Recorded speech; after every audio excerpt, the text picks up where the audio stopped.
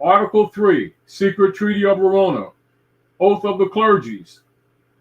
Convinced that the principles of religion contribute most powerfully to keep nations in the state of passive obedience which they owe to their princes.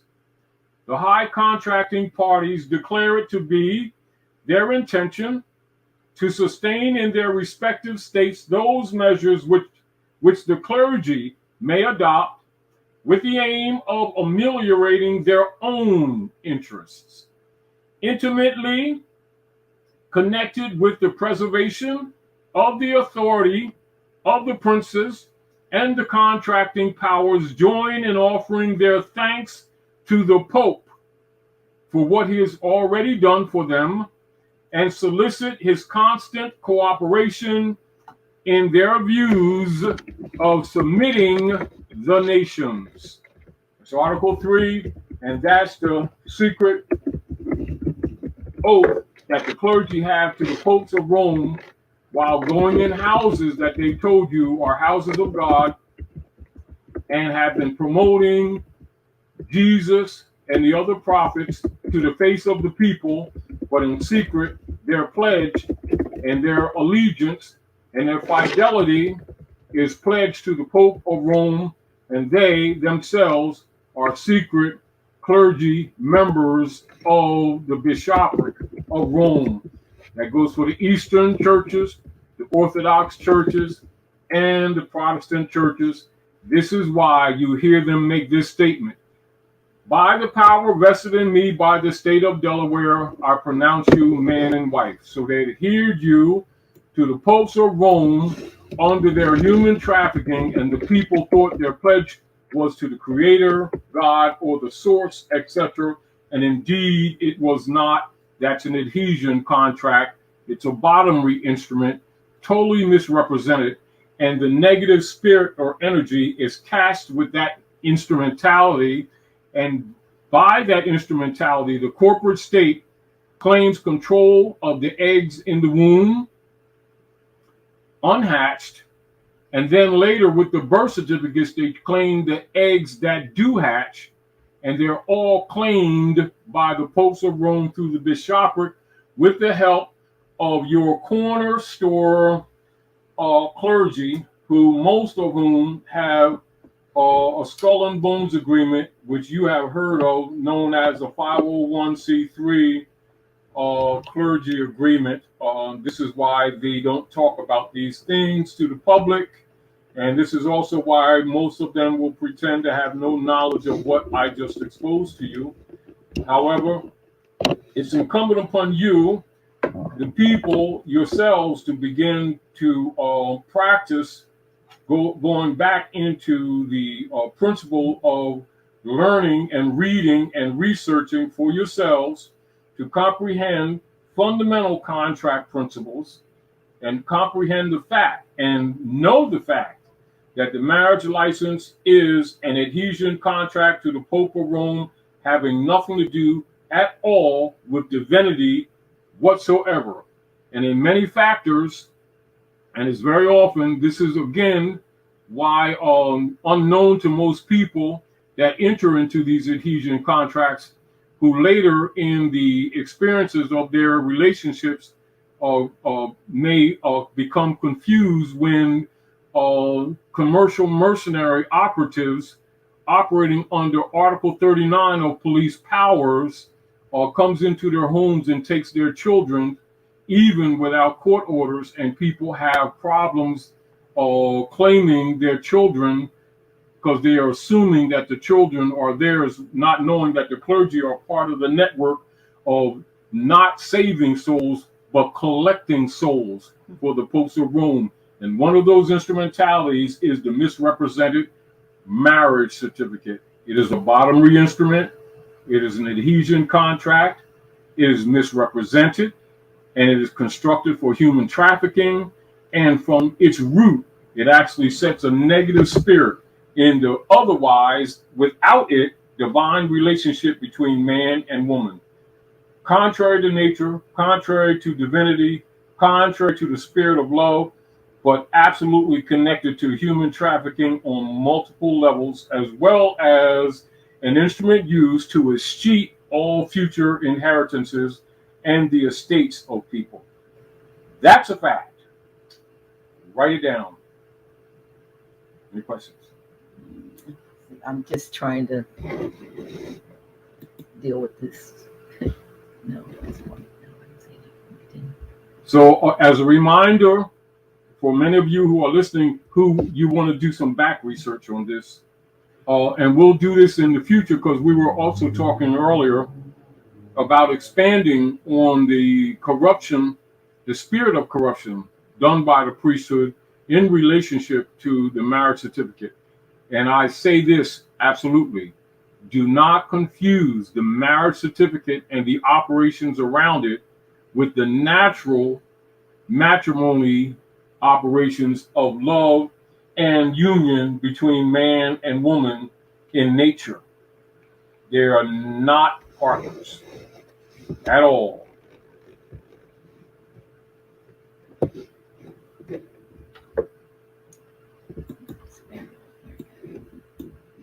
And in the future, when we're going to go into this more in depth, this particular instrumentality or adhesion contract in the future, and when we do that, we'll go into the commercial mercenary operations of Article 39 and in detail, and we'll bring it out and show it to you, etc. So you'll know why people that you thought were law officers, they're actually commercial mercenaries for the popes of Rome, and this is why they usually send them. You commonly know them as police, members of the Fraternal Order of Police, and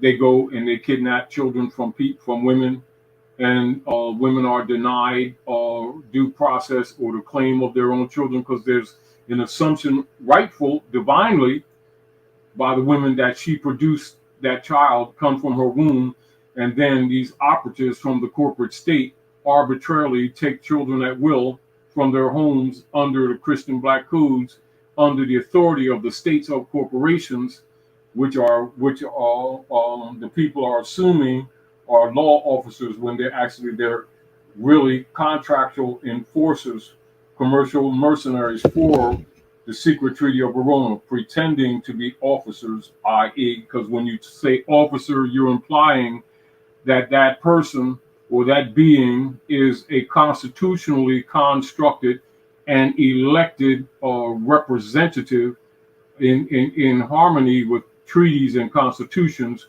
on behalf of the people, when that is absolutely not true and is absolutely the opposite. They're in power by the corporate state operatives actually to regulate the actual physical human capital, just as they regulate cattle, etc. And it absolutely operates from that perspective. Relative to the instrumentality known as the marriage license, we'll go into details more with you in the future in relationship to that instrumentality. Also, some details into fundamental contract law and rebuttal of contract and reversion or rescission of signature in relationship to the bottomry instruments which have been misrepresented to the people and has actually been over the years creating more damage both spiritually, politically, economically, and relative to heritability than most people have ever assumed those instruments to be. And they've been enforced violently against women. And but again, you must have a concept of your right of reversion of estate too. And this is again why trust law or the principles of trust law are not taught to our people. And the misconceptions of the obligations of these contracts to the corporate state is an assumed jurisdictional position in relationship to their viewing of the people at large and their activities on how they respond to you, how they treat you, etc. And also in relationship to what they would call states' arguments in relationship to women who are trying to retrieve their kidnapped children from these beings who you assumed and emphasized assumed were authority when actually they're human traffickers. And that marriage license has much to do with it. I have a question. Yeah.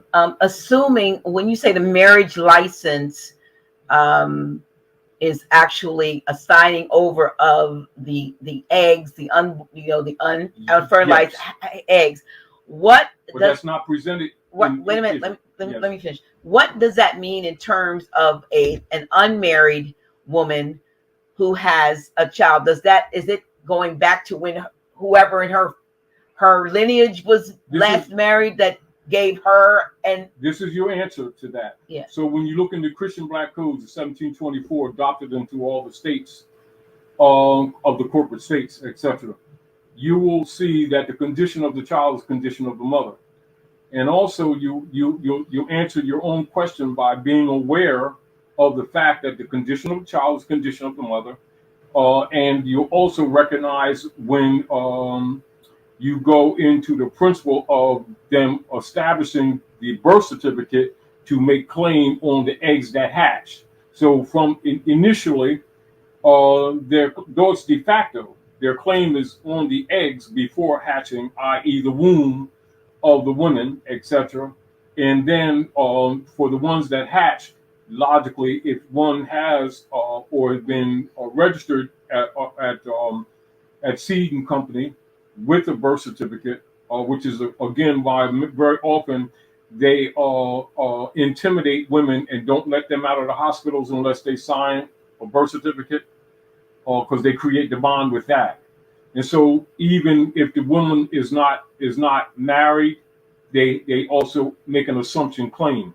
And this is what is called assumed jurisdiction. That would be in personam jurisdiction. So write that down, you all.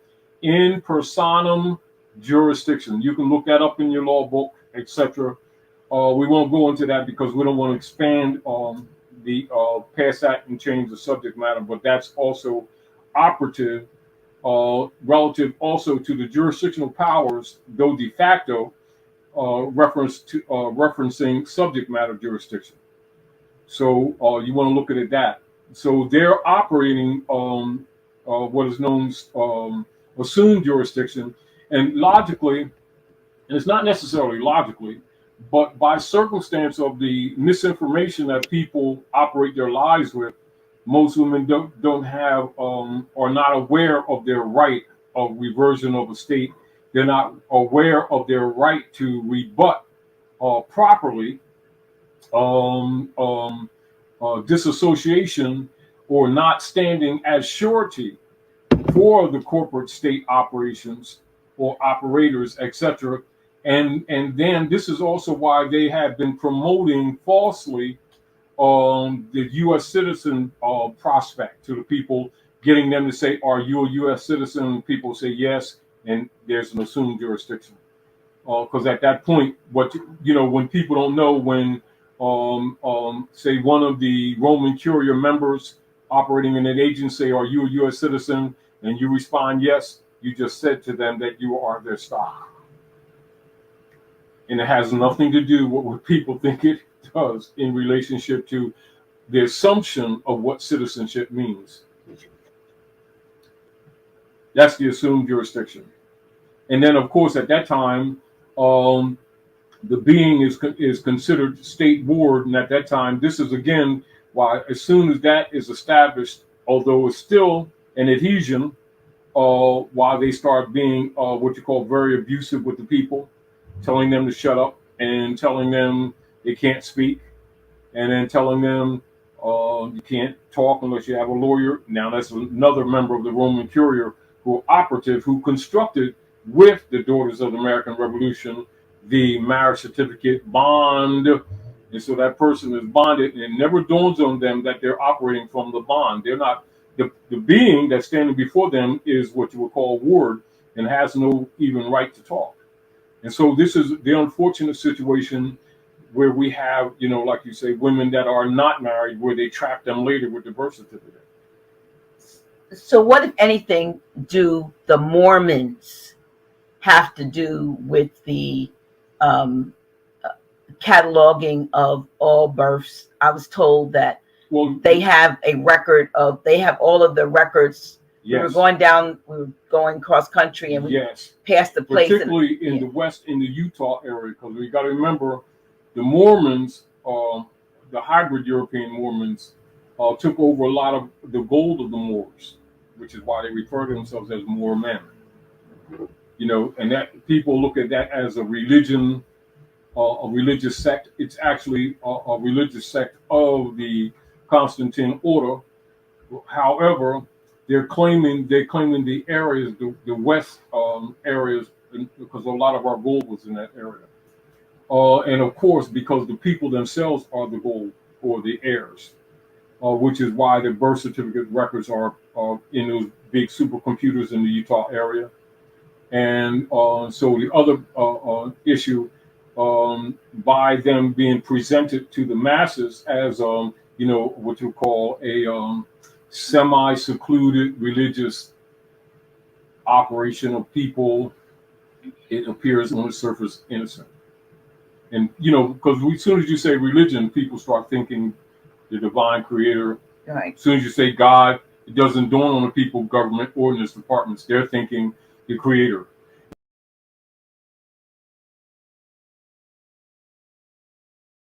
Around with no qualifications, because the masses are trained that God, the word God, is the name of the creator, when actually it's a political designation, not specifically dealing with what you call the higher self or the lower self, but it is just a political metaphor, not unlike the word president or manager or senator or minister. Any of those words is a prerequisite. And if there's no attribute added to it, as an example, if you say God Yahweh, or God Allah, then that must be qualified. Because the word God could mean even Satan or the demons. And just like, for instance, like the bishop or priesthood will tell the people, Satan is the God of this world. And so when they throw the word God around, you don't know which one they're presenting you for. And I guarantee you, 90% of them are presenting you to the lower self.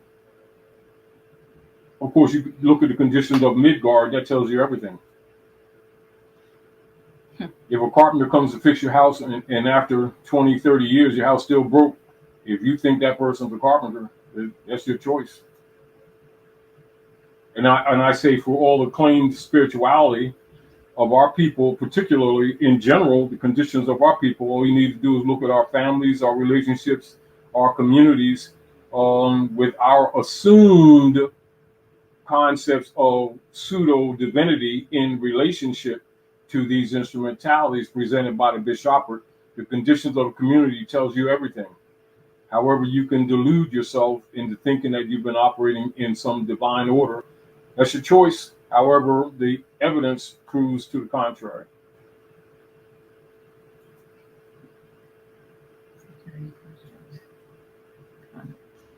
And I know truth is uncomfortable, but if we're going to deal with the problems that have been facing our people and our communities, we must start being honest about the reality of results. Because you can't keep having massive levels of failure, disorder, disruption, disassociation, pain, misery, breakup, poverty in a community that is in actuality operating divinely. That doesn't compute. However, the fact of the matter is, we've been assuming ourselves to be super duper spiritual because we go to churches, mosques, and synagogues for generations, and the conditions of our families, etc., don't reflect that. Not really. But we like to think of ourselves as super duper special.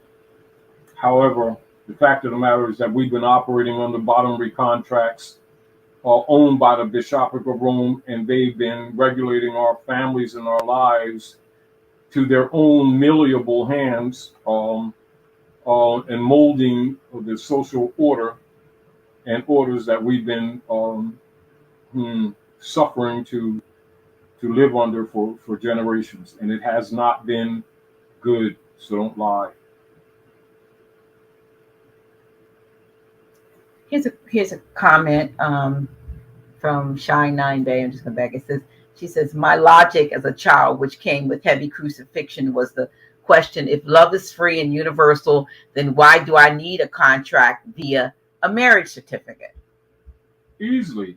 Now you just by what you just said, because keep in mind that common sense, and usually common sense is exercised by children until we interfere with our corruption.